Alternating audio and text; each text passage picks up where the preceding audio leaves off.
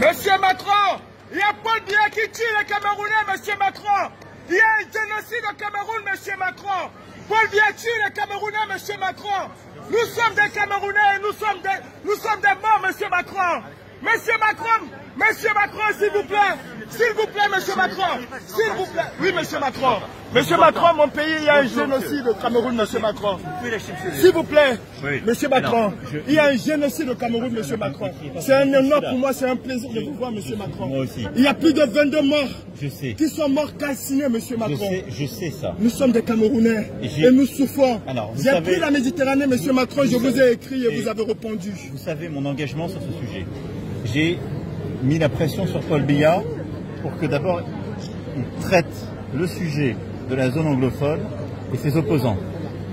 J'avais dit, je ne veux pas qu'on se voit à Lyon tant que le général Camteau n'est pas libéré. Il a été libéré parce qu'on a mis la pression. Là, la situation est en train de se redégrader. Je vais appeler la semaine prochaine le président Biya et on mettra le maximum de pression pour que cette situation cesse. Je suis totalement au courant et totalement impliqué sur les violences qui se passent au Cameroun et qui sont intolérables. Donc je voulais vraiment... je vous remercie. Je fais le maximum. Macron. Je vous remercie, monsieur Macron. Mais il y a plus de 12 000 morts aujourd'hui. Nous, les jeunes Camerounais, nous prenons la Méditerranée parce que nous avons à la tête de nos États des dictateurs. Monsieur Macron, la France est un État de droit. La France est un pays de droits de l'homme. Elle ne peut pas soutenir les dictateurs. L'Afrique a besoin du soutien de la France, monsieur Macron. Là-dessus, je le redirai clairement, je vais parler à la Jeune Afrique. Nous sommes... très clair, simplement, la France, elle est toujours prise dans un rôle, si je puis dire, compliqué en Afrique. Nous sommes un État de droit, nous défendons l'État de droit partout.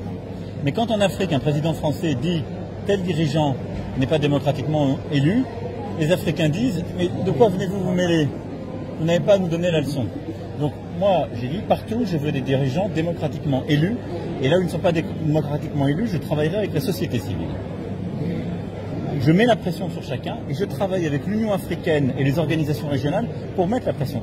Quand le président Kabila était là, il y avait comme vous des opposants dans son pays. On a mis la pression, on a travaillé avec plusieurs autres présidents. On a réussi à ce qu'il y ait une alternance politique pour avoir le président Tshisekedi. Sur le président Biya, je lui ai dit, il doit rouvrir le jeu, il doit décentraliser, il doit libérer les opposants politiques, il doit faire respecter l'état de droit. Je mettrai tout ce qui est en mon pouvoir pour le faire, je veux vraiment que vous le sachiez. Mais ce n'est pas la France qui peut faire la démocratie au Cameroun à la place des Camerounaises et des Camerounais. Je le comprends, monsieur le président, sauf que quand ils viennent prendre de l'argent en Afrique, quand ils viennent vous prendre de l'argent, c'est pas une ingérence. Si la France donne de l'argent au président africain... Non, moi là-dessus on est très vigilant, j'aurai l'occasion d'y revenir dans notre stratégie sur l'aide publique au développement. Nous finançons des projets. On ne donne pas d'argent à un président ou à un gouvernement. Sauf que ces projets que vous financez sont détournés.